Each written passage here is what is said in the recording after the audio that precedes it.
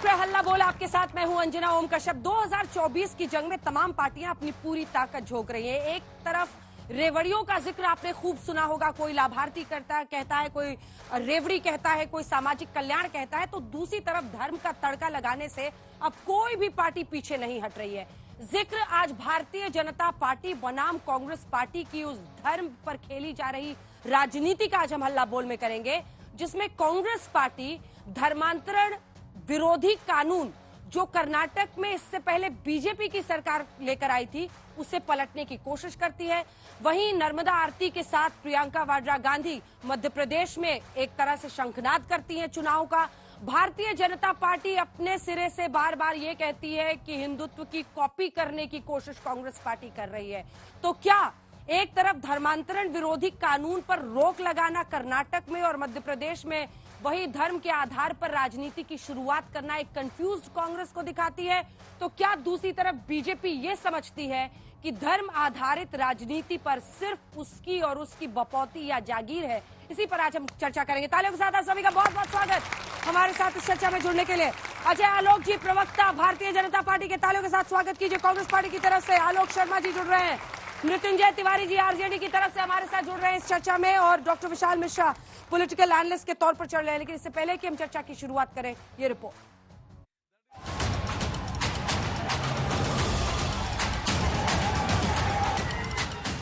चुनाव और चुनाव में जीत, सियासत का यही एकमात्र मकसद और कामयाब चरित्र होता है। बेशक इसके लिए विचारधारा में बदलाव ही क्यों न करना पड़े। सबूत सामने, क्योंकि हिंदुत्व को लेकर कर्नाटक चुनाव में कांग्रेस का अलग रुख रहा और अब मध्य प्रदेश में चुनाव से पहले कुछ अलग विचारधारा पर चल रही है पार्टी। राजनीतिक विश्लेषक मानते हैं कि कर्नाटक में कांग्रेस ने कट्टर हिंदुत्व को चुनावी मुद्दा बनाया और बजरंग दल पर बैन लगाने की बात की, तो वहीं मध्य प्रदेश में कांग्रेस नरम हिंदुत्व की राह पर चलती दिखाई दे रही है। चंद दिनों पहले ही कांग्रेस महासचिव प्रियंका गांधी ने जबलपुर में नर्मदा आरती में हिस्सा लिया। साथ में पूर्व मुख्यमंत्री कमलनाथ भी थे। मध्य प्रदेश में साल के आखिर में विधानसभा चुनाव है, लिहाजा बीजेपी ने चट से इसे सियासी रंग देते हुए कांग्रेस का क्षणिक हिंदू प्रेम करार दे दिया। हालांकि कमलनाथ इसे एमपी की जनता के लिए प्रार्थना से जोड़ रहे हैं। दोनों भाई बहन चुनावी हिंदू हैं। यूपी चुनाव आया तो गंगा जी में डुबकी लगाई, एमपी का चुनाव आ गया तो नर्मदा जी पे पहुंच गई। चुनाव पे ही इनको क्यों याद आती है इसकी? मध्य प्रदेश की जनता बहुत समझदार है, इस भ्रम में आने वाली नहीं है। अब वो हुई प्रियंका गांधी ने की और बजरंगबली दिख रहे हैं। हाँ बिल्कुल, हम मध्य प्रदेश के भविष्य के लिए, मध्य प्रदेश की सुरक्षित भविष्य के लिए, मध्य प्रदेश के किसान, नौजवान, छोटे व्यापारी, गरीब का भविष्य बना रहे, इसके लिए हमने किया है। सवाल है कि क्या मध्य प्रदेश में बीजेपी की पिच पर खेलने के लिए मजबूर हो गई है कांग्रेस? सवाल ये भी है कि क्या मध्य प्रदेश में कांग्रेस हिंदुओं को नाराज करने का जोखिम नहीं उठा सकती? जवाब इसलिए जरूरी है क्योंकि महज कुछ दिनों पहले कर्नाटक चुनाव में इसी कांग्रेस ने कट्टर हिंदुत्व को टारगेट किया था। ऐसा कहने के पीछे चुनाव पूर्व और चुनाव बाद कांग्रेस के वो फैसले हैं जिन पर गौर फरमाना जरूरी है।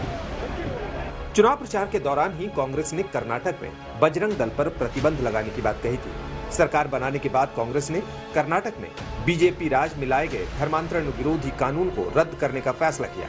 इसके अलावा कांग्रेस ने किताबों के सिलेबस में शामिल किए गए आरएसएस के संस्थापक जीबी हेडगेवार और सावरकर के भाषणों को हटाने का फैसला किया। जो गांधी और अंबेडकर और नेहरू की विचारधारा को भारतीय जनता पार्टी की येदियुरप्पा और बोम्मई सरकार ने हटाया था, उसे हमने पुनः स्थापित किया है, क्योंकि हम राष्ट्रपिता महात्मा गांधी के हत्यारे की विचारधारा और उस विचारधारा को आगे ले जाने वाले हेडगेवार को देश के बच्चों को, कर्नाटक के बच्चों को नहीं पढ़ा सकते। हम सावरकर जिसने देश के स्वतंत्रता सेनानियों की पैसे लेके मुखबरी की, उस विचारधारा को देश के बच्चों को नहीं पढ़ा सकते। ये इनके मुद्दे का खास पहलू है कांग्रेस का। उन्होंने इसी के आधार पे, क्योंकि वहां पे तुष्टीकरण की राजनीति करनी है, तुष्टीकरण का जो वोट बैंक है उसको बरकरार रखना है, इसलिए कांग्रेस इस तरीके से बदले की राजनीति कर रही है, जिसमें वीर सावरकर जी को निशाना बना रही है। इसका बदला कर्नाटक की जनता 2024 के चुनाव में कांग्रेस से लेगी। हालांकि कर्नाटक में बीजेपी ने भी बजरंग दल के बहाने बजरंग बली को ढाल बनाकर चुनाव लड़ा, जो काम नहीं आया। लेकिन कर्नाटक में कांग्रेस के कट्टर हिंदुत्व और मध्य प्रदेश में कांग्रेस के सॉफ्ट हिंदुत्व के फॉर्मूले को समझा जा सकता है। कर्नाटक की आबादी में 84.5% हिंदू और करीब 13% मुसलमान, जबकि मध्य प्रदेश में 90.89% हिंदू और 6.57% मुसलमानों की आबादी है। मतलब साफ है कि दोनों राज्यों में फीसदी के हिसाब से मुसलमानों की आबादी में दोगुने का फर्क है। हालांकि कांग्रेस समर्थकों ने हमेशा दावा किया है कि उनका हमेशा से हिंदूपन में विश्वास रहा है, लेकिन उन्होंने कट्टर हिंदुत्व से दूरी बनाए रखी है। लेकिन ये भी हकीकत है कि राज्य दर राज्य कांग्रेस की चुनावी रणनीति बदलती रहती है। आखिर चुनाव में जीत, यही तो सियासत का मकसद है। आज तक ब्यूरो। अजय आलोक जी, आपसे शुरुआत करना चाहते हैं। धर्म और धर्म के इर्द गिर्द हिंदुत्व की राजनीति कर रहा, धारा 370 को हटाने की बात हो या फिर राम मंदिर पर, जो कि सुप्रीम कोर्ट का ऑर्डर था, उस पर आप अपनी पीठ थपथपाएं कि हम राम मंदिर बनवा रहे हैं, तो फिर ये धर्म की राजनीति नहीं है। लेकिन ये अगर आरती कर दें, शंखनाद कहीं कर दें, तो आप लोग परेशान हो जाते हैं कि देखिए ये तो नए नए हिंदू बने। धारा 370 को धर्म से किसने जोड़ा? हमने तो नहीं जोड़ा। हमारे लिए धारा 370 एक हटाना इसलिए जरूरी था ताकि कश्मीर को पूरी तरह से भारत का हिस्सा बना सके। एक विधान, एक देश, एक संविधान। उसके तहत धारा 370 के कारण जो अपने आप को समाजवादी या कांग्रेस कहते हैं, राहुल गांधी कहे कि हमारी सरकार बनेगी तो हम 370 फिर से बहाल कर देंगे। क्या था सम 370 में? आप लोग को पता भी है, जिनको यहाँ पे आरक्षण का लाभ कितने लोग को मिल रहा है? हाथ उठाइए तो जरा। आरक्षण का लाभ किसी को मिलता है यहाँ पे आप लोग में से? धारा 370 के कारण दलितों को, अति पिछड़ों को आरक्षण नहीं मिलता था, महिलाओं को उनका सम्मान नहीं मिलता था। तो क्या ये सिर्फ मुसलमान थे, हिंदू नहीं थे? इसलिए हमने 370 उठाया। लेकिन 370 को मुसलमानों से जोड़ा कांग्रेस पार्टी ने। हम धर्म की राजनीति करते हैं।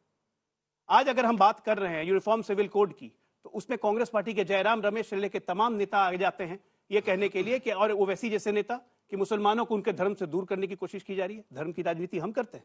आज हम देश की बात करते हैं तो कहते हैं कि हिंदुत्व की बात करते हो। अरे भैया, हिंदुत्व की बात करना कम्युनल हो गया, मुसलमानों की बात करना सेक्युलर हो गया। ये कॉन्सेप्ट कौन सा है? ये बताइए कांग्रेस पार्टी जरा। हम सबकी बात करते हैं। प्रधानमंत्री का नारा क्या है? सबका साथ, सबका विश्वास, सबका प्रयास। लेकिन इनका क्या मतलब है?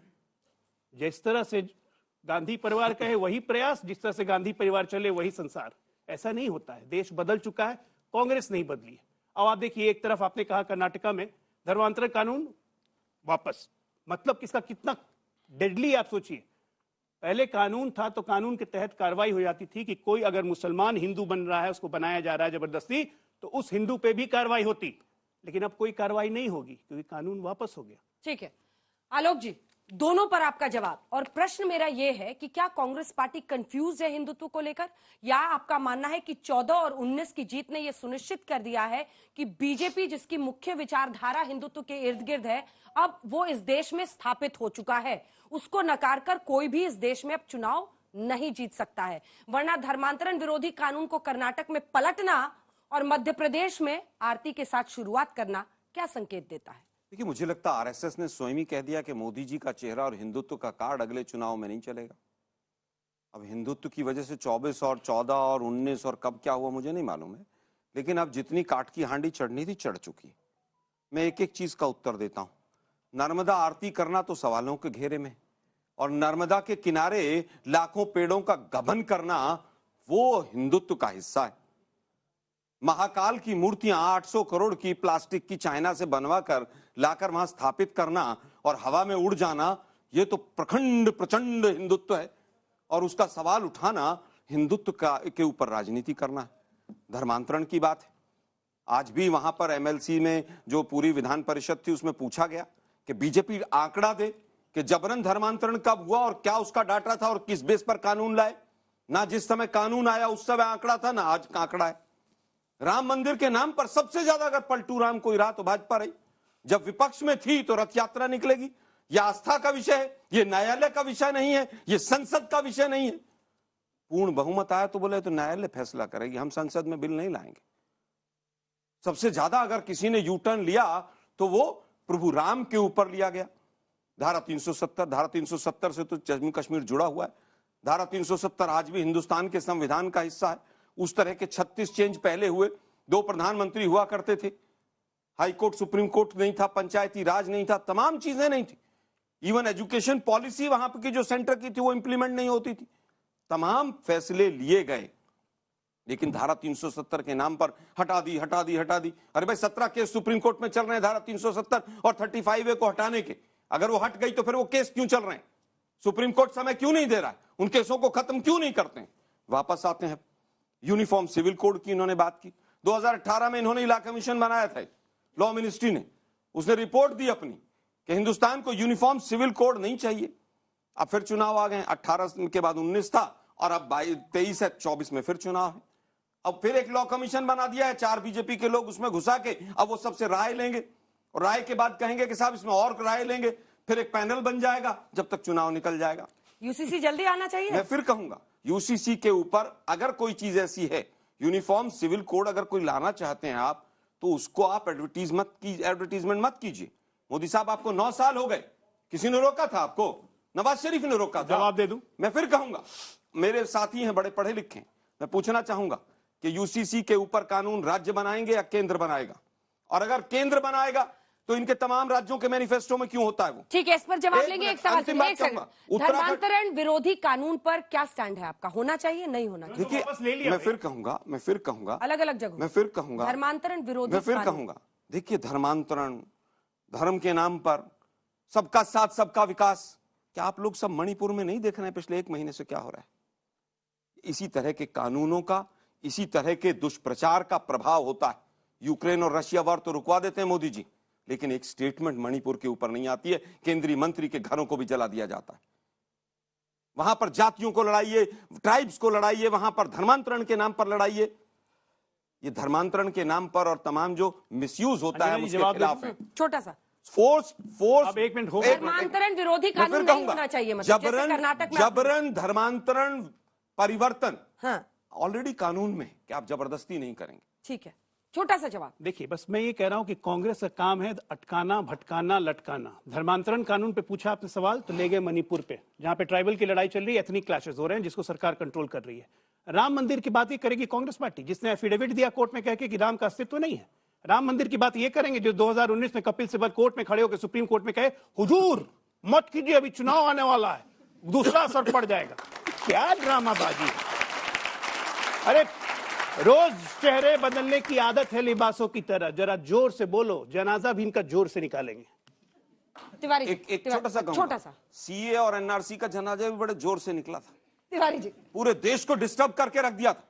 दिल्ली में चुनाव था, वो भी लागू होगा। शाहीन बाग से इतने जोर से बटन दबाइए कि वोट पड़े। ये देश के गृह मंत्री कह रहे थे। देश के प्रधानमंत्री कहते हैं कपड़ों से दंगाइयों को पहचान लेता हूं। देश के गृह मंत्री कहते हैं कांग्रेस की सरकार अगर आएगी कर्नाटक में तो दंगे हो जाएंगे। फिर कहते हैं धर्म का यूज नहीं करते आप नहीं करते तो कौन करता है? केवल धर्म के आधार पर आप राजनीति करते हैं। जनाजा निकालने की बात आलोक जी कर रहे थे। जनाजा तो आपने निकाल ही दिया, तो आप लोग बुरा मान जाएंगे। जनाजा तो आपने निकाल ही दिया संविधान का, लोकतंत्र का। चिता बोलूंगा तो आप लोगों को बुरा। नौजवान देखिए उदास चेहरे, इसके देखिए इनके चेहरे पर उदासी है। आप कह रहे हैं ताली बजाने के लिए, बेचारी ताली क्या बजाएगी? इनका तो रोजगार छीन लिया। 18 करोड़ रोजगार पर बात नहीं करेंगे। धर्म बीजेपी यादव ने दे दिया 18 लाख रोजगार, हम सब दे रहे हैं। बीजेपी तेजस्वी यादव ने दे दिया, पहली कैबिनेट में 2.5 लाख दे दिया एक कैबिनेट में, आपको पता दिया बिहार के 18 लाख रोजगार दे दिया। धर्म आपके लिए, बीजेपी के लिए अंजना जी राजनीति का विषय हो सकता है, हमारे लिए धर्म आस्था का विषय है, ये राजनीति का विषय नहीं है। हम टीका लगाकर पूजा पाठ करते हैं तो क्या बीजेपी वाले कहेंगे कि नहीं करने देंगे? ये कहते हैं जाकर हम मंदिर में जाकर नमाज पढ़ेंगे, मस्जिद में जाकर हनुमान चालीसा पढ़ेंगे। अब पढ़ेंगे कुछ नहीं, सिर्फ वोट लेंगे। तो न इनको हनुमान चालीसा पढ़ना, न रामायण पढ़ना, न कुरान पढ़ना। ये देश चलेगा अपने नियम कानून संविधान से। या आलोक जी, ये बीजेपी और आरएसएस के नियम कानून से नहीं चलेगा। संविधान में यूसीसी है, उसको मानते हैं। अरे भाई, देश चलेगा संविधान से, इन्होंने कहा है। हम सब संविधान में यूसीसी है, आर्टिकल 44। आप विरोध नहीं करेंगे ना? समर्थन करेंगे। याद आ रहा है? अब देखिए जवाब 9 वर्षों तक क्या कर रहे थे? हो गया संविधान। 9 वर्षों तक जुमलेबाजी कर रहे थे। संविधान के तेल 9 वर्षों तक क्या कर रहे थे? इनके हिसाब से संविधान चलना चाहिए और दूसरे एक परिवार के हिसाब से संविधान चले। भाई हम पूछ रहे हैं अंजना जी, 9 वर्षों तक किसने रोका था? ये कह रहे हैं कि देश चलेगा। देश चलेगा अपने संविधान से। हाँ, और उसमें कैसे UCC चलेगा, UCC आएगा, कैसे चलेगा 2024 में पता चलेगा आपको भी। 2024 में अंजना जी, हाँ। अगर ये धर्म पर राजनीति करते हैं, अगर प्रियंका गांधी जी ने आरती उतार दी, तेजस्वी यादव जी ने पूजा कर दिया, तो ये कहेंगे कि ये हिंदू की ओर चले। और ये जो पूजा कर रहे हैं, आदरणीय प्रधानमंत्री जी सीधे पाकिस्तान जाकर गिफ्ट देते हैं नवाज शरीफ जी के माता जी को, जन्मदिन मनाते हैं, उस समय ये क्या करते हैं? बताइए, जवाब दीजिए इसका। देखिए, ऐसा है कि हंसुआ मुस्लिम अपीजमेंट का आरोप कब तक लगाते रहिएगा? 9 साल निकल भाई गए। कहाँ अपीजमेंट लगाएंगे भाई? हम क्यों आरोप लगाएंगे मुस्लिम अपीजमेंट का? मुसलमान उनके दिल में है, ये मुसलमानों की पार्टी, हम क्यों आरोप लगाएंगे? अरे भाई, अगर हम गजब करती है कैसे मुसलमानों की पार्टी है? ये खुद बोला इन लोगों ने, इतने दशकों तक राज भैया किया। खुद बोला इन लोगों ने, मैंने नहीं बोला। रोजगार की बात करते हैं और आप कह रहे हैं कि मुसलमान बोला की इन लोगों बात ने, करते हैं। बोला। हाँ, हम करते हैं। मुसलमानों का अपीजमेंट करने का आरोप हम नहीं लगाएंगे। आप हैं मुसलमानों की पार्टी, रही है भाई। आपको मुसलमान बहुत पसंद रखी है, हम सबको लेके चल रहे हैं। हम तो सबको लेके चल रहे हैं, हम देश को लेके चल रहे हैं, बनाना जानते हैं, इंसान। आज की तारीख में अंजना जी, आज की तारीख अभी में राजस्थान, मध्य प्रदेश, सब जगह चुनाव है। कितने मुस्लिम समुदाय से कितने लोगों को टिकट देंगे? किसको टिकट मैं नहीं देता हूँ, टिकट पार्टी देती है, हाँ, अपने तो कार्यकर्ताओं को कैसे देती देगी? है। यूपी में तो किसी को नहीं आप दिया। एक काम कीजिए, देते ही नहीं आप एक काम कीजिए, आप उन चुनिंदा बीजेपी मुस्लिम कार्यकर्ताओं की एक लिस्ट बना के हमको दे दीजिए, हम लोग क्यों आपकी पार्टी क्यों नहीं बनाएगी? मैं क्यों बनाऊं? भाई एक मिनट, आप करेंगे तो आप पूछ रहे हैं कि मुस्लिमों को कितने देंगे? एक मिनट, आप पूछ रहे हैं कि मुस्लिमों को कितने टिकट देंगे? हाँ, बिल्कुल पूछेंगे। मेरे कार्यकर्ता बता दीजिए। प्रतिनिधित्व की बात होती है ना, महिलाओं को इतने टिकट दिए, इतने मंत्री बनाए। महिलाओं को तो देंगे, पुरुष को देंगे, बीच में तो किसी को ट्रांसजेंडर को भी टिकट दे सकते हैं, आजकल तो वो भी अलाउड है। ये कोई दलील है? मुस्लिम पे फोकस जो कर रही है, मैं ये कह रहा हूं कि मध्य प्रदेश में अगर मुसलमान कार्यकर्ता हमारी भारतीय जनता पार्टी से जुड़ा हुआ होगा तो उसको टिकट क्यों नहीं मिलेगा? ठीक है, पार्टी करेगी। डॉक्टर मिश्रा, देखिए, मुझे लगता है कि सभी धर्म, सभी जातियां और उनके लोग सब भारतवासी। केवल एक भाजपा कहती है कि हमें फलां जाति का वोट नहीं चाहिए, हमें फलां धर्म का वोट नहीं चाहिए, गोली मारो, रामजादे और दूसरा शब्द इस्तेमाल होता है। 80-20 की राजधानी, संवैधानिक पदों पर लोग बैठे करते हैं, हेट स्पीच 600% बढ़ जाता है। यही कारण है कि देश के अंदर अशांति बढ़ी। आपने सोशल फैब्रिक को चकनाचूर किया है और उसका एक बहुत ही जीता जागता उदाहरण है मणिपुर। मणिपुर में जो आज हालात हैं, प्रधानमंत्री का एक बयान नहीं आया। एक राज्य पूरी तरह से जल रहा है, लाखों लोग बेघर हैं और भाजपा मूल जड़ है वहां पर। भाजपा के लोगों ने वहां हथियार सप्लाई किए हैं। मैं ऑन रिकॉर्ड आज तक पे कह के जा रहा हूं, ये दंगे भड़काए जा रहे हैं। एक सरकार मदद करती है, जिस जिस राज्य में जाते हैं वहां उस राज्य में टेररिस्ट ऑर्गेनाइजेशंस के साथ मिल जाते हैं। त्रिपुरा एक एग्जांपल, तमाम एग्जांपल ऐसे हैं। आप केवल और केवल डिवाइड एंड रूल कर सकते हैं सिंगापुर क्योंकि में आप अंग्रेजों से बहुत कुछ सीख चुके हैं। के साथ, मणिपुर के उग्रवादियों के साथ भारत सरकार पैसे देती थी, 1-2 रुपए नहीं, 50-50 करोड़, 75-75 करोड़। और ये कांग्रेस नागा अकॉर्ड हुआ, इन्हीं के मंत्री ने माना है कि हम पहली बार उग्रवादियों को हुआ। पैसा देते हैं, नागालैंड कंट्रोल में और आसाम क्या इल्जाम लगा रहे हैं? नागालैंड और असम की पुलिस आपस में एक दूसरे को मार रही है। किसकी सरकार थी वहां? आप डिवाइड एंड रूल करते हैं। नॉर्थ ईस्ट का भट्टा बैठा दिया है। एडवर्टीजमेंट से, प्रचार से और भाषण से और टेलीप्रॉम्प्टर से देश नहीं चलता है। डॉक्टर मिश्रा, हिंदुत्व को लेकर अब सभी पार्टियों को यह समझ में आ गया है कि जो मेजॉरिटेरियनिज्म है, यानी बहुसंख्यकवाद है, वो अब इस देश में है, राजनीति का हिस्सा है, सब उसको अपना रहे हैं। देखिए, अगर हिंदुत्व को मानते हैं कांग्रेस के प्रवक्ता, तो मैं कहता हूं कि फिर बोलिए ना, हिंदू तनमन, हिंदू जीवन, रग रग हिंदू मेरा परिचय, बोलिए। लेकिन नहीं, सेलेक्टिव हिंदुइज्म की बात होती है। इन्हीं के नेता माननीय राहुल गांधी जी राजस्थान में हिंदू और हिंदुत्व की परिभाषा देते हैं। यूपी का चुनाव था, तब गंगा दर्शन किया गया था। अभी गंगा दशहरा बीता है ना, तब से गंगा दशहरा पे स्नान नहीं करना चाहिए? बताइए। 5 साल पहले मध्य प्रदेश का चुनाव था, गंगा सफाई नहीं हुआ। 5 साल पहले, सुन लीजिए, 5 साल पहले नर्मदा, 5 साल पहले नर्मदा आरती होती है, सफाई हुआ नहीं। मध्य प्रदेश का चुनाव आ रहा है तो फिर गंगा आरती हो रही है, भाई फिर नर्मदा आरती हो रही है। तो ये बीच में ब्रेक क्यों आता है? अरे माननीय, अभी पुल गिरा है, गजब है, पुल जनता ने देखा है, ने गिराया, जनता ने देखा है, आपको पता जनता ने देखा है। वाह, गजब है। आगे बढ़िए। अब एक बात, एक बात, ये इन्वेस्टिगेशन कहाँ की है? भाई उन्हीं की सरकार थी, जब सरकार में बीजेपी थी। ऐसे कमल कहीं से आके गिरा गई, कोई आदमी गिराया? बीजेपी के पास ये विभाग था, बीजेपी के सब हवा में उड़ा। तो हम लोगों ने, तेजस्वी यादव जी ने कहा नहीं, इसको पूरी तरह से गिराकर नया पुल बनाएंगे। डिजाइन में इसको जो रिपोर्ट आया था, उस रिपोर्ट के आधार पर तेजस्वी यादव जी ने बिहार विधानसभा में कहा था, आशंका जताई थी कि इसका डिजाइन में गड़बड़ी है। इंजीनियर का रिपोर्ट आना था, लेकिन इसके पहले ये हादसा हुआ। ये तो बीजेपी सरकार में थी अंजना जी, बीजेपी के पास ये विभाग था। आप ठीक है, आप पूरा कर लीजिए उसका। अब देखिए, गंगा सफाई पर 60 साल 65 साल कांग्रेस का सरकार रहा, ये तो मानते होंगे कांग्रेस के प्रवक्ता। लेकिन पिछले 9 वर्षों में ही भारत के सनातन सत्य का उद्भव क्यों हुआ, पुनर्स्थापना? बताइए हमको। काशी विश्वनाथ का कॉरिडोर, महाकाल का कॉरिडोर, गुलमर्ग के मंदिर में पूछिए, इनको किसने रोका था? सोमनाथ का मंदिर किसने रोका था? आपकी सरकार थी ना, आपने क्यों नहीं किया था? किसने रोका था आपको? लेकिन नहीं, तब भाषण दिया जाता था कि इस देश के संसाधनों पर पहला हक मुस्लिमों का। वाह भाई, इनके नेता कहते हैं हिंदू आतंकवाद, भगवत गीता आतंकवाद बताती है। और तो और जब चुनाव आता है तो कोर्ट के ऊपर जनेऊ पहन लिया जाता है। 4 लाइन सुना दीजिए। 10 सेकंड अंजना जी, 10 सेकंड। अब एक सवाल में बहुत, रामायण का 4 लाइन ये स्टोरी आज की नहीं है। स्वतंत्रता के बाद जब सोमनाथ मंदिर के उद्घाटन के लिए हमारे आदरणीय राष्ट्रपति महोदय डॉक्टर राजेंद्र प्रसाद जी जाना चाह रहे थे, तब भी रोका गया था। इनसे पूछे कौन था प्रधानमंत्री? और यही नहीं, 1955 में सऊदी अरब के एक नेता आए थे। 14 पे आइए ना, बनारस की मंदिरों को ढक दिया गया। 14 पर बात तो इतिहास है, इतिहास है। के बाद भगवान को मानने लगा क्या? ये सुविधा अनुसार हिंदू मत बनिए, सुविधा अनुसार हिंदू मत बनिए। और बार बार आप राष्ट्रीय स्वयंसेवक संघ का नाम ले रहे हैं।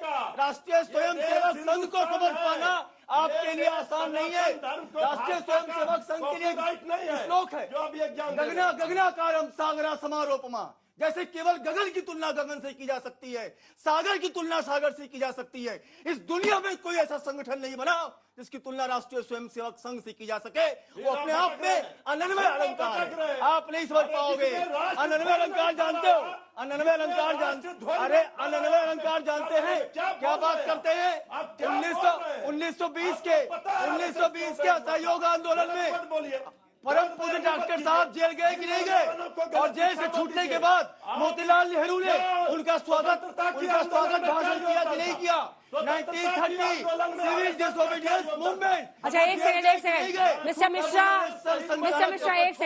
एक सेकंड इधर देखिए। नमामि गंगे की असफलता पर आरएसएस का क्या कहना है? नहीं बोलेंगे। देखिए, पहली बात, असल श्रद्धा तो गंगा जी की सफाई से आएगी ना। अंजना जी, ये जिजीविषा है। राष्ट्रीय स्वयंसेवक संघ माँ भारती को परम वैभव संपन्न गंगा बनाने के लिए सवाल नहीं सुने, संकल्पित है। सवाल नमामि गंगे का जो प्रोजेक्ट पूछो, है, सरकार की जिजीविषा तो देखिए। 2014 से पहले क्या स्थिति थी, आज आप देखिए। कानपुर का स्टेज देखिए, कानपुर का स्टेज देखिए, कानपुर का स्टेज देखिए। चलिए गंगा में डुबकी लगाइए। आलोक जी इशारा कर रहे हैं, उनको बोलने दीजिए। अंजना जी 10 सेकंड जोड़ना चाहूंगा। 10 सेकंड नमामि गंगे के बारे में यही बताता हूँ आपको।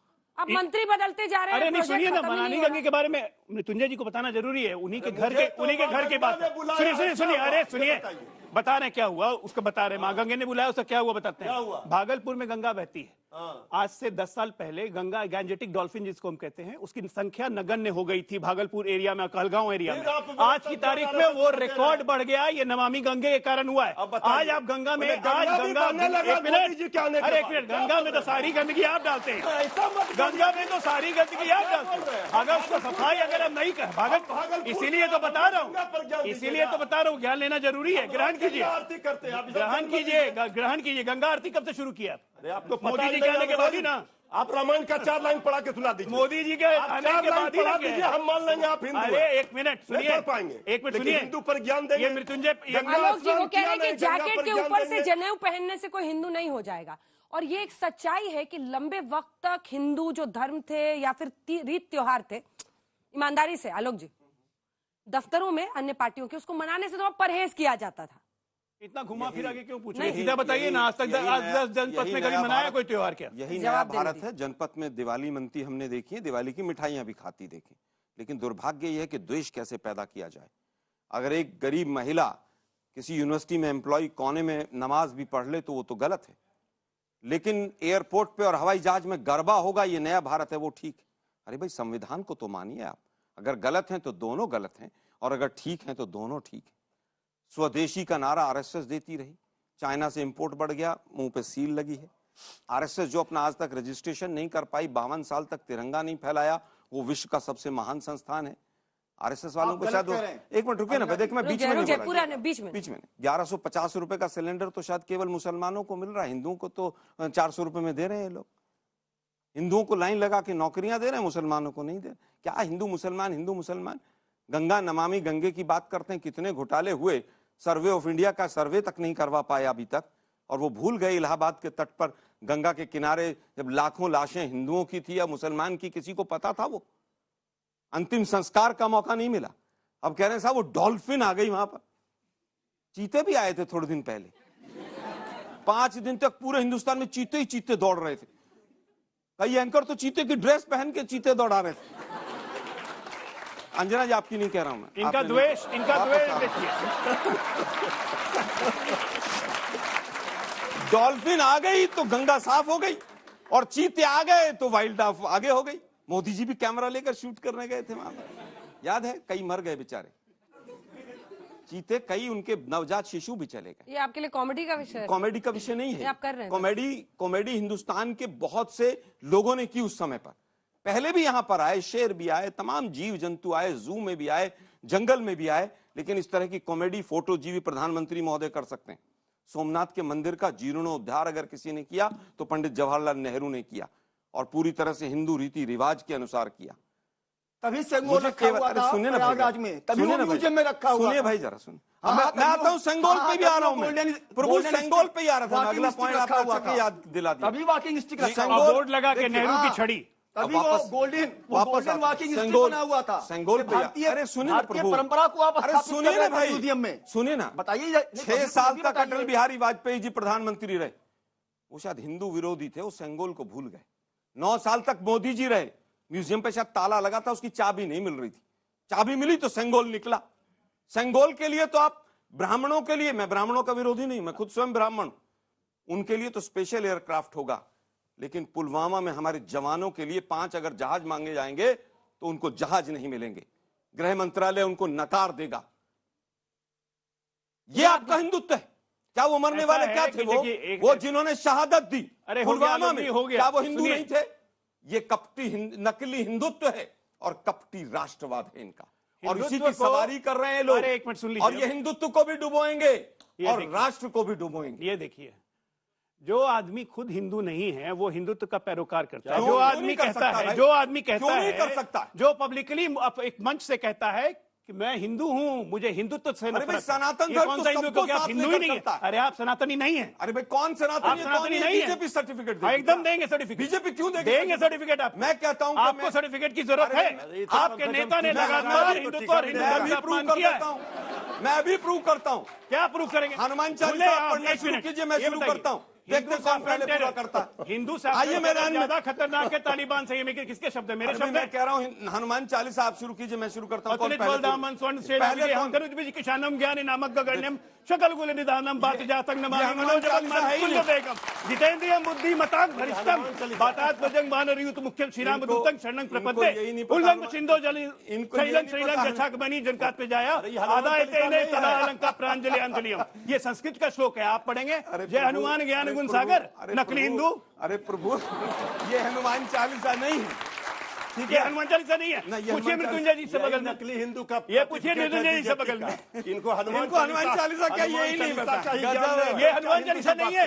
आप लोग कैसे एक टिकाऊ का लगा के पाए? हम तो रोज हनुमान चालीसा कौन सा पढ़ते हैं? ये बताइए, हनुमान चालीसा संस्कृत में है क्या? बच्चे में किसी बताइए जरा। अतुलित बलरामायण के पढ़िए, ज्ञान लीजिए। हनुमान है भाई, ज्ञान लीजिए, ज्ञान। चलिए कुछ सवाल लेते हैं, सवाल लेते हैं। मेरा सवाल कांग्रेस पार्टी से है। आलोक जी, आप फिर फेवरेट बन रहे हैं। आपको पता है ना, अभी आपको व्हाट्सएप यूनिवर्सिटी का बोला जाएगा जी। तैयार हैं आप उसके लिए? हाँ, जैसे हम पे हमला करते हैं आप पे भी करेंगे। हाँ। मेरा सवाल कांग्रेस पार्टी से ये है कि आप बीजेपी को कह रहे हैं कि वो नकली हिंदुत्व का बढ़ावा कर रही है, तो वही जब राहुल गांधी है, जब इफ्तार की बात आती है या रमजान की बात आती है तो नमाज पढ़ते हुए या रमजान इफ्तार पार्टी करते हुए दिखाई देते हैं, पर जब बात श्री राम की आती है तो उनके चरित्र पर वो सवाल उठा देते हैं। ऐसा किसने कब सवाल उठाया? उन्होंने, राहुल गांधी ने। कब उठाया? व्हाट्सएप यूनिवर्सिटी से पढ़ा होगा? नहीं, मैंने आपको कहा था ना, जरूर वहीं से आ रहा है सारा ज्ञान ही। वहीं से नहीं। मोदी जी की टोपी लगाए फोटो भेजू आपको? वो तो एडिटेड और किसी की भेजू? जब राम के अस्तित्व ये इसका दिल नहीं मान रहा, ये कह रही है वो एडिटेड हो सकती है। ये आपको लड़ना है, ये छवि की लड़ाई कांग्रेस पार्टी की लड़ाई है। और आप कभी व्हाट्सएप पे बरसिए, कभी सोशल मीडिया पर, तो आप लोगों से ताकतवर कोई है ही नहीं सर। हमारे जो मीडिया के साथी हैं वो हमारी मदद करें। वाह, मीडिया के साथ ही हमारी मदद करें, क्योंकि लोकतंत्र का चौथा स्तंभ है आप। मीडिया के साथ ही तो चिंता गाली खाल पहन खुद लड़ाई लड़नी नहीं है। मोदी जी ने कहा कि आलू डालो तो सोना निकलेगा। अगला सवाल, अगला सर, सवाल। मेरा लेकिन सवाल सोशल मीडिया पर आपसे, राहुल आपने गांधी के नाम हिंदुत्व से में सुनने दीजिए सवाल। आपने हिंदुत्व में बोला था कि महिलाओं का सम्मान होता है। सर, कहाँ सम्मान होता है? कभी किसी के साथ छोटी सी बच्ची, सर 9 महीने की बच्ची, 3.5 साल की बच्ची, उनके साथ रेप हो जाता है, कहाँ सम्मान किया जाता है? साक्षी के साथ जो हुआ वो सम्मान था सर आज की डेट में? आप बताइए। देखिए, समाज में जो आप 9 महीना 6 महीने की बच्चियों के साथ रेप हो जाता है, ये एक विकृत मानसिकता है। ऐसे विकृत मानसिकताओं वालों को खोज के उनको जेल के पीछे रखना या उनको सजा देना, ये सिर्फ सरकार का नहीं, पूरे समाज की जिम्मेदारी है। आप सोचिए कितनी विकृत मानसिकता, कोई 6 महीना 9 महीने की बच्ची को रेप कर सकता है। ऐसे लोग हमारे समाज में हैं। समाज में अगर अच्छे लोग हैं तो बुरे लोग भी हैं। सरकार के साथ साथ जनता का भी सहयोग चाहिए कि ऐसे लोग को आइडेंटिफाई करके आप बंद कीजिए। जहां तक रही हमारी सरकार की बात, जहां तक रही हमारी सरकार की बात, जिसमें रेपिस्ट को सजा हुई। अरे भैया, राजस्थान में सबसे ज्यादा रेप होते हैं, ये रेपिस्ट को भैया मैं कह रहा हूँ, आप हमने तो कुछ नहीं किया। एक मिनट, दूसरे पार्टी एक और सरेंडर कर देते। दूसरे इनके साथ बताइए, वो दिवंगत होकर नहीं रहे, वो कहते थे रेप से लड़कों से गलती हो जाती है, निर्भया में तो क्या किसने सब लड़कों को 5 फांसी पर आरोपियों को ऐसी मानसिकता वाले रेप पर क्या दे रहे हैं? कांग्रेस की सरकार। आप एक फास्ट ट्रैक कोर्ट बताइए। उल्टे काम बहुत किए। हाथरस के रेपिस्ट को बताया, कुलदीप सेंगर के लिए कौन पीछे खड़ा था? कठुआ में कौन है? कठुआ में रैली। अरे भाई, सीबीआई और सुप्रीम कोर्ट की डायरेक्शन पर जेल में गया वो। बीजेपी ने पूरा प्रयास किया गलत करेगा वो। ठीक है, अगला प्रश्न, अगला प्रश्न जल्दी से पूछे। पहलवान का है सर, मेरा ये सवाल है बीजेपी से है कि कोई भी नीतियां किसी भी धर्म के व्यक्ति के लिए बनानी पड़ती हो हमारे देश में, तो उसके लिए पुख्ता डेटा की जरूरत होती है। मेरा सवाल है कि 2021 में सेंसस क्यों नहीं करवाया गया अच्छी पॉलिसीज बनाने के लिए? क्यों नहीं हुआ? बहुत अच्छा सवाल है आपका। देखिए, 2021 में कोरोना काल पे हमारी पहली प्रायोरिटी थी। 20 और 21 देश कोरोना काल में चल रहा था। हमारी पहली प्रायोरिटी थी कि कोरोना से किस तरह से हम देश को बाहर निकालें। वैक्सीनेशन ड्राइव चल रही थी, जिसके कारण ड्रोन तक से हमने पहाड़ के सुदूर एरिया में भी वैक्सीन पहुंचा दी और आज देश का वैक्सीनेशन रिकॉर्ड टाइम में हुआ। आपको याद होगा कि 1975 में पोलियो ड्राइव शुरू हुआ था, देश में पोलियो खत्म होते थे। कब हुआ खत्म? जाके 2012। एक मिनट, इनका काम का स्केल कभी था ही नहीं, काम करने की गति नहीं थी, इसलिए इनको दिक्कत है। अब एक मिनट, मैं जवाब दे दूं ना, मैं जवाब दे दूं। और इसीलिए ये काम हमारा जनसंख्या, जो आप सेंसस का काम कह रहे हैं, वो हम नहीं करवा पाए, जो कि आगे जाके बिल्कुल होना ही है। जल्दी से पूछिए। मैं आलोक जी से सवाल है, आप कह रहे हो कि मीडिया का साथ मिलेगा, आप कैसे मिलेगा? आपको मंच देते हैं, आप कहीं जाते हैं विदेश, उसका भी दिखाते हैं, क्या आपके लिए वोट मांगने चली जाए गली गली मीडिया? सर बताइए, आपको कैसा साथ चाहिए? मीडिया का काम केवल ये नहीं कि विपक्ष को स्थान देना, मीडिया का काम है सरकार की कुरीतियों को भी उठाना। केवल प्रधानमंत्री से नहीं पूछना कि तो अभी आप सवाल पूछ रहे हैं। नहीं, गलत बात है सर, आप रुकिए तो सही ना। आप जो बोलते हैं, आप जो भी मुद्दा उठाते हैं उसको मीडिया नहीं दिखाती क्या? मैं फिर कहूँ, आप हड़ताल करते हैं वो भी दिखाती है, कोई भी स्ट्राइक करते हैं, से उठाया जाता था, वोट मांगने चाहे वो 2G हो, कोलगेट हो, तमाम हो। अडानी पर मीडिया पक्ष रखते हुए मिला। मीडिया नोटबंदी की वकालत करते हुए वही शुरू कर रहे हैं। अडानी पर आपने बहस, दूसरे चैनलों का बोझ लेके यहाँ मत आया कीजिए आज तक पे, प्लीज सर। दूसरे चैनल का बोझ वही निपटाइएगा। नहीं, दूसरे चैनल का बोझ वही निपटाइएगा, आज तक पे मत। मैं मानता हूँ आज तक, हाँ बोलिए, मानता हूँ आज तक काफी हद तक, चलिए काफी हद तक कंजूस दिमाग से इतना तो निकला। चलिए, मेरा सवाल बीजेपी से है। वो कह रहे थे कि कांग्रेस क्या कहते हैं हिंदुत्व का सहारा लेती है और स्टार्ट कर दिया, लेकिन 2022 के जब चुनाव यूपी में हुए थे तो उन्होंने भी तो राम मंदिर का सहारा लिया था और वो हमेशा हर चुनाव में सहारा लेते हैं। और मेरा दूसरा सवाल ये है कि जो अभी राष्ट्रीय भवन जो हुआ है, उसी दिन जब राष्ट्रीय भवन का उद्घाटन हो रहा था और संसद भवन का जब उद्घाटन हो रहा था और उसी समय शाम को हमारे देश की बेटियां जो ओलंपिक में मेडल जीत के आई थी, वो उतने दिनों से धरना दे रही थी, लेकिन उनको उसी बेरहमी के साथ घसीटा गया, उनको जेल भेजा गया, ना उनके ऊपर सुनवाई हुई ना कुछ हुआ, और जो जिनके ऊपर उन्होंने केस किया है वो खुलेआम घूम रहे हैं। इसका क्या जवाब दे? सबसे पहली बात तो सुनिए कि राम मंदिर की बात आप जो कर रहे हैं कि उत्तर प्रदेश के चुनाव में हमने दिया, राम मंदिर हमारे एजेंडा में कब नहीं था, जरा बता दीजिए। हम राम मंदिर की बात क्यों नहीं करें? ये हमारे लिए गर्व का विषय है, हमारी आस्था का विषय है। हम राम मंदिर के बारे में तो बोलेंगे। सवाल तो उनसे होना चाहिए जिन्होंने इस हिंदुस्तान में राम के अस्तित्व को नकारा। 350 साल लगा दिए मंदिर बनवाने में। कोर्ट में जाके कहते थे कि रुक जाइए हुजूर, चुनाव की बात है। बैठ जाइए। अब दूसरी बात, एक प्रश्न का और था, जिस दिन संसद भवन का उद्घाटन, तो उस दिन हमारी पहलवान बेटियों के साथ ये हुआ। बेटियों के साथ पूरा देश है, इस देश का कानून है, और आज कानून अपने हिसाब से काम कर रहा है। लेकिन देश के कानून का मतलब ये नहीं है कि आप कानून को अपने हाथ में ले लें। जब दिल्ली पुलिस ने उनको कहा वो जगह खाली कीजिए धरना प्रदर्शन की, वो लोग नहीं जा रहे थे, इसलिए उनको उठा के वहां से हटाया गया। और आज कानून और कोर्ट अपना काम कर रहा है। न्याय व्यवस्था पे भरोसा रखिए। मेरा सवाल आपसे है कि जो राहुल गांधी है वो स्टेटमेंट यूज करते हैं इन हिंदुत्ववादियों को भगाना है। कहाँ बोला उन्होंने? व्हाट्सएप पे होगा? नहीं व्हाट्सएप पे नहीं, मैंने देखा था। नहीं व्हाट्सएप की बात है ही नहीं। उन्होंने कहा तो नफरत सिखाता उन्होंने, वो ठीक कह रहा है लड़का। तो कर्नाटका में जैसे उन लोगों ने पटाखे फोड़ के, उनके जो कम्युनिटी, उनके जो सपोर्टर्स हैं, वो ऐसे पटाखे फोड़ के पाकिस्तान जिंदाबाद कहते हैं। तो आप ही के लोग थे ना वो कर्नाटका में। कर्नाटका कुछ जगह से तस्वीरें आई थी जहां पर पुलिस रोक रही थी उन्हें और पाकिस्तान को लेकर नारेबाजी। कांग्रेसी नहीं थे, कोई लोग थे, उन पर कानून अपनी कार्रवाई करे। सरकार किसकी थी? आप ही की थी। अरे आपकी बन गई थी। कर्नाटक में चुनाव से पहले सरकार भाजपा की थी। ये चुनाव के बाद की बात, चुनाव के बाद की बात, नतीजे के बाद, चुनाव के नतीजे के बाद, बाद, के पहले नतीजे के बाद, चलिए नतीजे के बाद भी अगर कोई इस तरह के नारे लगेंगे तो बिल्कुल उसको बर्दाश्त नहीं किया जाएगा। मेरा सवाल कांग्रेस से रहेगा कि 20 नवंबर 1948 में जब यूसीसी के बारे में जब पहले डिबेट हुए थे, 3 दिन के डिबेट में, उसमें बहुत सारे नेता थे जो यूसीसी को सपोर्ट करते थे, और संविधान सिर्फ एक मेंबर से नहीं बना, 300 में से 75 मेंबर वो थे जो जिनको संविधान का भी ज्ञान था और कुरान का भी ज्ञान था। वो लोग भी इस चीज का सपोर्ट करते थे। और जब मॉडर्न टाइम में आज जब बीजेपी यूसीसी की बात करती है तो आपके पेट में क्यों मिर्ची लग जाती है? और यही मैं बोलता हूँ, आप संविधान की ज्ञान की बात करते हो, मुझे देख के लगता है कांग्रेस जो इस टाइम में संविधान से ज्यादा बलविधान की ज्ञान की बात कर रही है। देखिए, मुझे लगता है संविधान से ज्यादा बलविधान की ज्ञान की बात करें।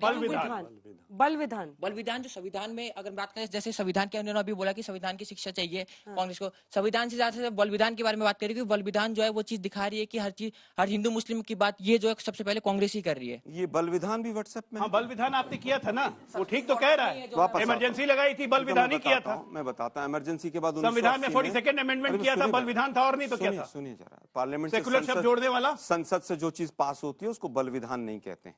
नोटबंदी को बलविधान कहते हैं। 3 काले कानूनों को गलत तरीके से पास करने को बलविधान कहते हैं। समझ आया? बलविधान लगाने को वापस इमरजेंसी लगी, संविधान के दायरे में लगी, संविधान के दायरे में जो गलतियां, ये देखिए ज्ञान, इमरजेंसी का जस्टिफिकेशन, ताली बजाइए इनके लिए। गजब है भाई।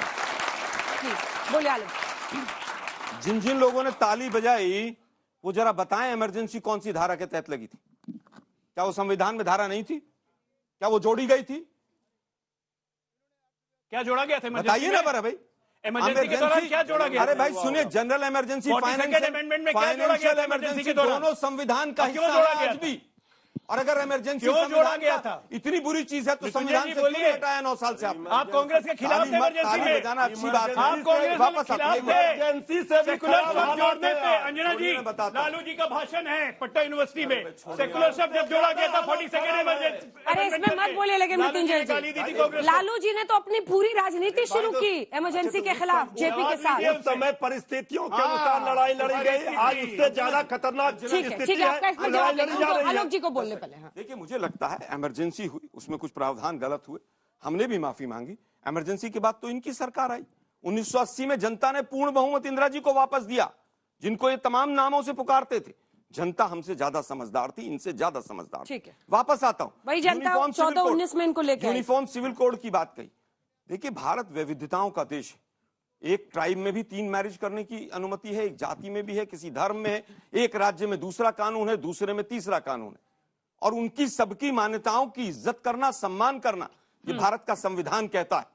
और उसको तोड़ना शुरू हो गया। ये एग्जाम्पल मणिपुर आपके सामने, जहां पर अगर आप उनकी मान्यताओं को, उनको डिस्टर्ब करेंगे तो मणिपुर की तरह घटनाएं घटेंगी।